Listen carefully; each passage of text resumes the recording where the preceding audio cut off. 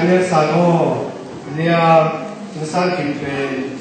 pasien kamalong bangin asyang dokiten na to pumkas so piling na citakakya ama idin hepin sinakale ama bepel to tungni kanun ta suntol tung ngina bangin hoi takin ke to tungni chin nakichamia ta channel sampai pasien kamalong bangin asyang dokiten na to pumpas so piling na citakakya ama idin hepin dam kale na kale ama bepel to tungni kanun ta suntol tung ngina bangin hoi takin ke to tungni chin nakichamia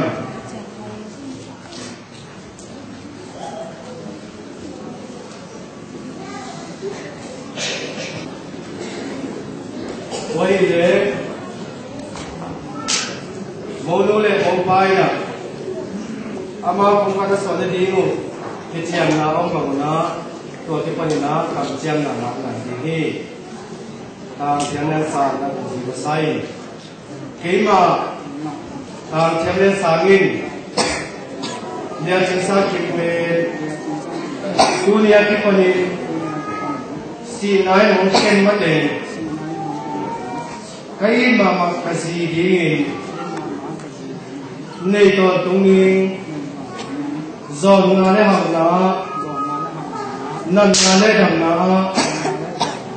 gen thei na le nak san na pasien hong tu piang na to lung chi le mi happy ton tung i ton tung ke ton tung ning chin pasien mai le mi pi ten mai ya ka ki chiam ni wale le ya san kim keima le ya san kimin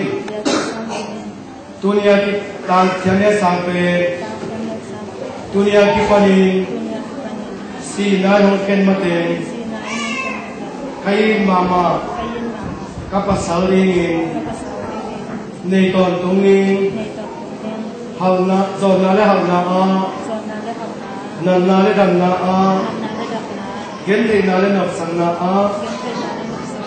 pasien ho tu pian na to lung ke nei lo min happy ton tung i ton tung ke ton tung chin pasien mai le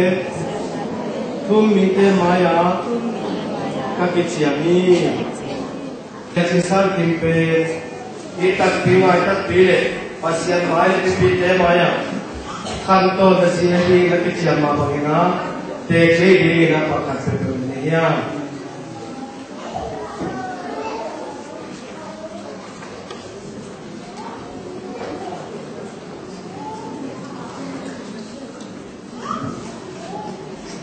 hina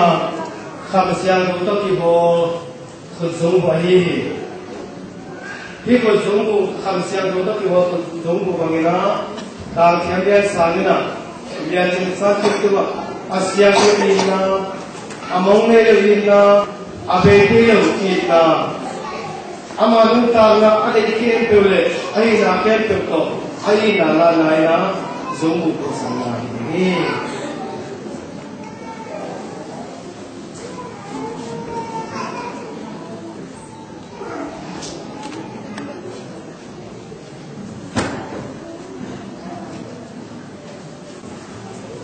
Oleh dia kisah kim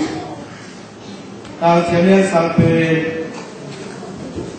pasien ini nale orpi dan berkali kali dan maupun dengan tang atau kitua kena te pamina naik takdir anak di sini ya.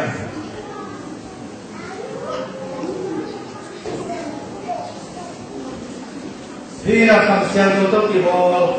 ina Asia itu ina among ne lo ina ala naina ama kumpianin tagale ane ilam kepule ama pilna siana kempu ai na kempu to ini na la na khuzungu kusana hi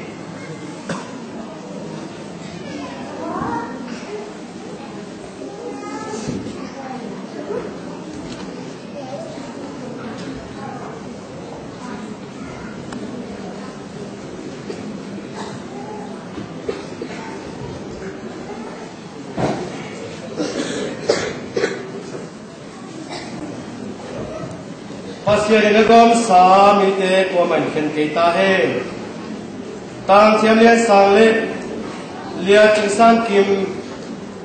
no te ni pen pasien mai sia te mai te chi te mai le thum mi te mai a